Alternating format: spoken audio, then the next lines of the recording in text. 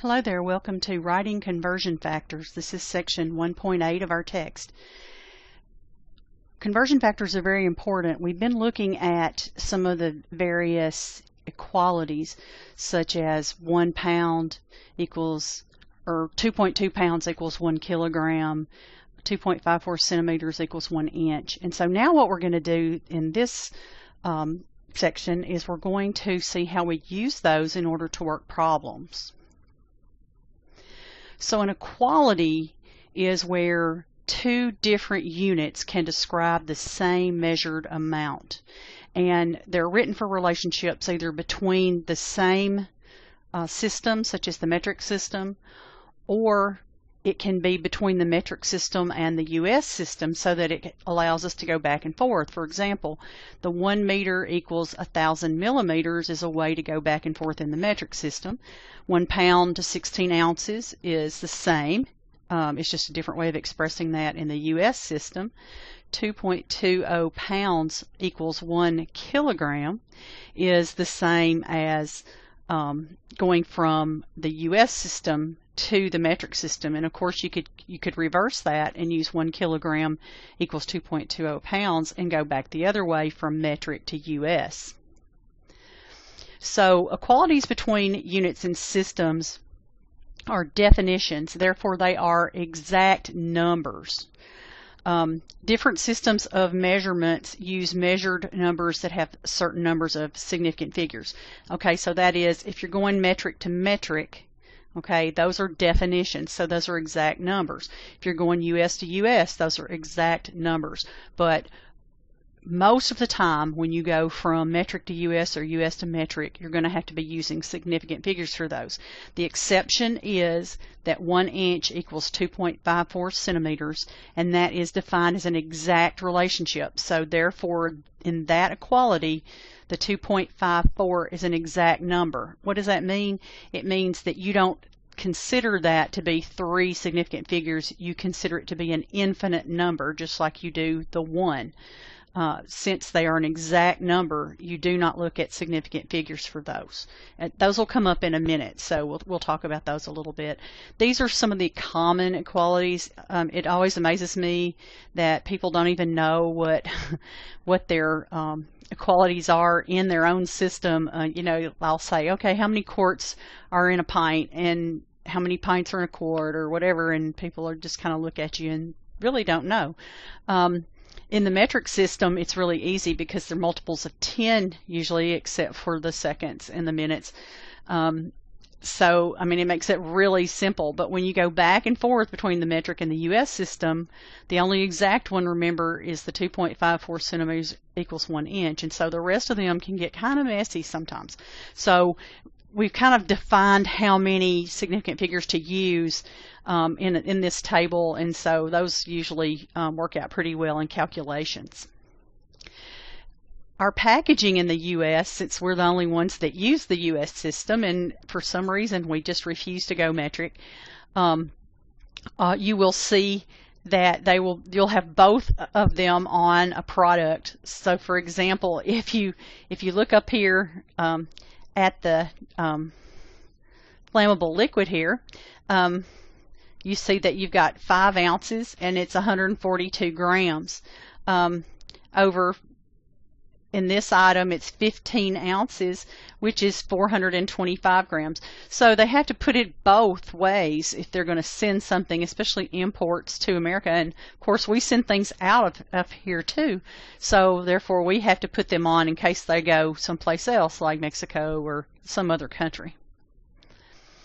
So what a conversion factor does is it uses that equality and it writes it as if they were equal to each other. That is, 1 inch equals 2.54 is the same thing as writing 1 inch over 2.54 centimeters, or 2.54 centimeters over 1 inch. Since they're equal, if you put them over each other, they're equal to 1. 1 inch divided by 2.54 centimeters is equal to 1 because they both equal the same thing.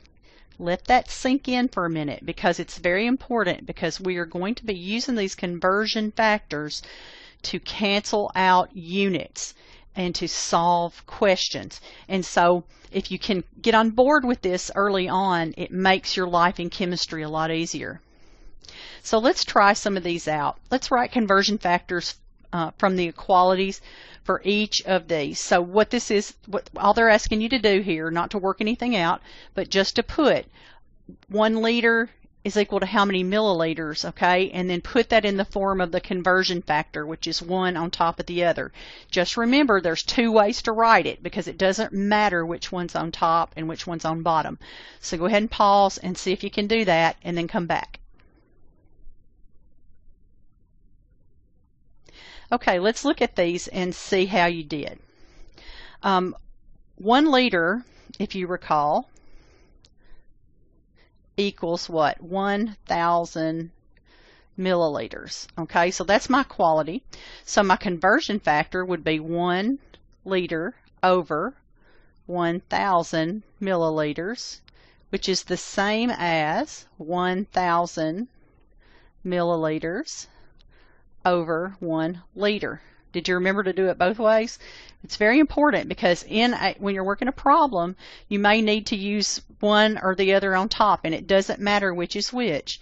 Okay, how many minutes are in an hour? Most people know that there are 60 minutes in 1 hour. So 1 hour, and it doesn't matter which one you do first, over 60 minutes is the same thing as 60 minutes over 1 hour. Okay? Finally, meters and kilometers. If you recall meters and kilometers, no, I checked that to see if maybe I put the metric table on there for you, but I didn't. So 1 meter equals what? Which one's bigger, meters or kilometers? Kilometers are. So it's probably easier for me to do, didn't mean to erase everything, 1,000 meters equals 1 kilometer. Okay? And so when I write it as a conversion factor, 1 kilometer over 1,000 meters, or 1,000 meters over 1 kilometer. Since I left myself some space because I erased that up there, let me show you one thing. The way I started to write that, 1 meter equals what? 0.001 kilometers. Okay, that's another way to write that, and that's another conversion actually, 1 meter over 0.001 kilometers. If you want to write it that way, that's fine, and of course you can do it either way. I always prefer to do whole numbers whenever I can. It's just me. If you like doing it this way, then that's fine. There's no rule against it. I don't like decimals if I can avoid them. So I usually use whichever way is going to give me the whole numbers. So it's just a personal preference. So a conversion factor, you can actually figure out what that is from a word problem sometimes. Sometimes it's not something that's always true. It's something that they tell you about in the problem. For example, in this first example, number 1, it says the price of 1 pound of red peppers is $2.39. Well, only in this problem, because down the street at the other grocery store it may not be true. But in this problem, 1 pound of red peppers is equal to $2.39. Or it's $2.39 per 1 pound of red peppers. The cost of 1 gallon of gas is $2.89. In this problem, I'd like to see those prices again. $2.89 per gallon, or 1 gallon per $2.89. Okay, so the problem itself can give you some of these conversion factors as well. So you have to read those and kind of pull those out. The other conversion factor that you can get is a percent factor. Remember that A percent is just gives you a ratio of the parts to the whole thing. And so percent is equal to how many parts you have per whole times 100. All right, and so 100 is always going to be the denominator, the number that's on the bottom. All right, now I say that because if you're doing it as a percent, it's going to be like that. Of course, just like all conversion factors, we can write it upside down if we want to. But when you think about it, if you say you've got 30% of something, then that's 30 out of 100. Okay, but since it's a conversion factor, it could also be written 130. Okay, so all conversion factors can be written one way, and then that's called the reciprocal, if you recall that, of that number. So, but 30% is how many out of 100, and so if they say 30% by mass, and you're talking about a person, then you could be saying 30 grams out of 100 grams if it's a little bitty person. Usually 30 kilograms out of 100 kilograms. Okay. And so here exactly is a percent factor where we use percent body fat. In percent body fat, we use kilograms because most people weigh at least a kilogram, 1,000 grams. And so if you have an 11% body fat, don't I wish, then it would be 11 kilograms of fat per 100 kilograms of mass, or the reverse. And we can use that number to calculate what your actual amount of body fat is if we know how many kilograms you actually weigh. Does that make sense? So that we're kind of getting closer to how we're going to use these conversion factors. First, it's important that you can figure out how to get them, and then we're going to use them. Small percents such as parts per million and parts per billion. Parts per million, you may have heard this term. The EPA uses it a lot in environmental, as well as parts per billion. Milligrams of part per kilograms of the whole. Okay, instead of 100 grams, it's milligrams per kilogram. Parts per billion is micrograms per kilogram, and micrograms per kilogram is where they use things that are really, really bad for you that you can't have hardly any in there. It's in micrograms per kilogram or parts per billion. So let's see if we can do this. Write the conversion factors. So we're still not doing anything. We're not working it. But write the conversion factors for 10 parts per billion arsenic in public water from the equality 10 micrograms of arsenic equals 1 kilogram of water. Okay, so remember we always can write it both ways. So we've got 10 micrograms of arsenic per kilogram, and it's 1, so I don't really have to write it, of water. And since it's a conversion factor, I can write kilograms of water over 10 micrograms of arsenic. Okay, so yeah, it's really just a matter of looking at the equality and then writing it as a ratio or as a fraction.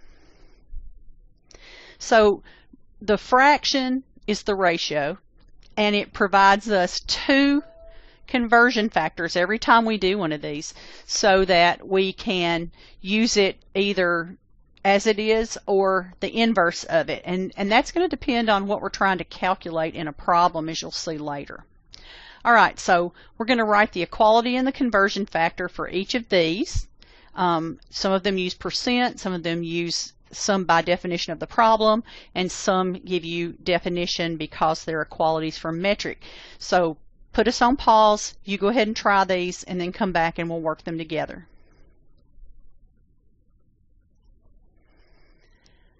So 1 meter, well let's say 1 meter equals how many centimeters? 100.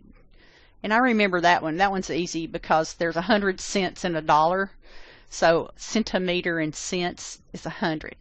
Okay, and so our conversion factor would simply be 1 meter over 100 centimeters equals 100 centimeters over 1 meter, right? Okay, the jewelry that contains 18% gold. All right, ding, ding, ding. When I see percent, I know that that's telling me that there are 18,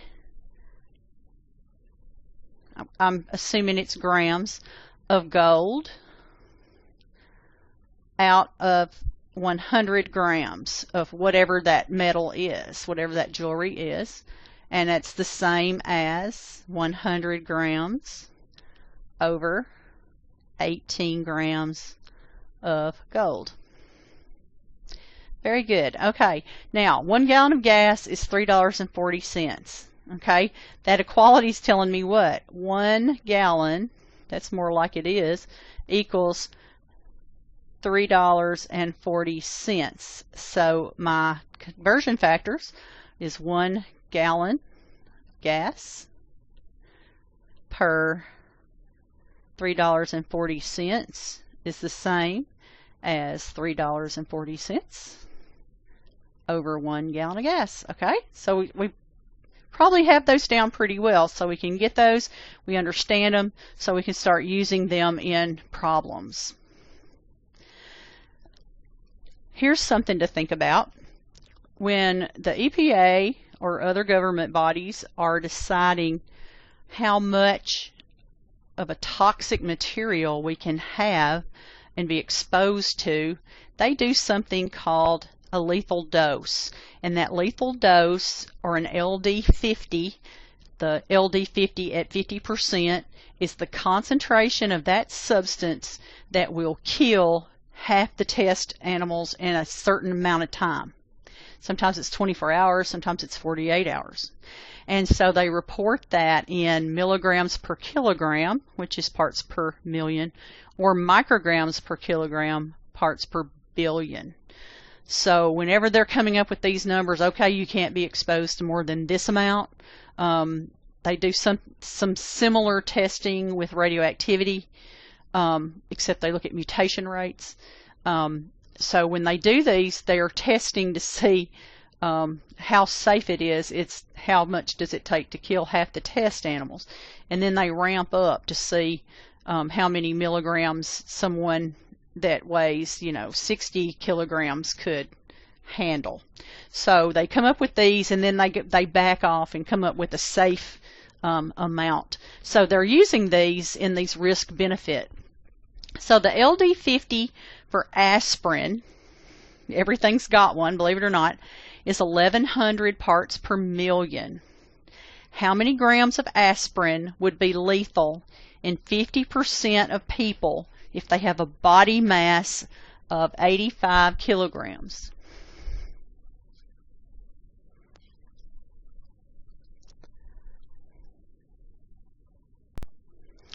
Okay, welcome back. I hope that you were able to do this. If not, that's okay. This is our first real experience at using these conversion factors to actually work a problem. And so when I work these, what I tell people to do is always start with what you have. Okay, the LD50 is a number that they tell you, right? The 50% is how many people. So really what we have here that we could hold in our hand is someone with a body mass of 85 kilograms. So that's what we'll start with. Okay, and I say, whatever you can hold in your hands, basically. All right, so we've got 85 kilograms of a person. Now, there are two factors that we're going to look at here. The first one is that the LD50 is 1,100 parts per million. Now, the other way for us to say that is what? 1,100 milligrams per kilogram. Notice what I've done. When I start with kilograms, the next number or conversion factor that I want to put is going to have kilograms on the bottom, because I'm going to be able to actually cancel those out, because kilograms divided by kilograms, just like anything divided by itself, equals 1. So if I have one above the line and one below the line, because this is the same thing basically as saying 85 kilograms over 1, right? So when I multiply that times kilograms, that's going to allow me to cancel those units out. So if I want to do that, I'll just kind of show you. All right. The other conversion factor I have here is what? I know that I have someone, it would be lethal in 50% of people, right? And so 50% of people is our definition. So do we need to use that? No. But what we do need to do is, it's wanting to know how many what? Grams. Now, right now, since I have gotten to mark out the kilograms and cancel those out, what I'm left with here is milligrams. So I have a conversion that I know from my previous studying on how to get milligrams to grams. Now, milligrams is going to have to go down here, okay, because I want to be left with grams, and I need to cancel milligrams. See how those will cancel? And so the next conversion factor I put needs to cancel that number. So how many milligrams are in a gram? Well, if you recall, there's what? 1,000 milligrams in 1 gram. Then I can cancel milligrams. And then what I like to do is I like to multiply everything on the top and then divide by everything on the bottom. And if you've done that, or you are in the process, pull your calculator out, and that should give you 94 grams of aspirin. Okay? So the LD50 for aspirin is 94 grams. That's a lot of aspirin, by the way. The tablets that you take are in milligrams. All right, and that's it for section 1.8. If I haven't worn you out too badly, you can go on to 1.9, or you can do it later, and I will talk to you soon.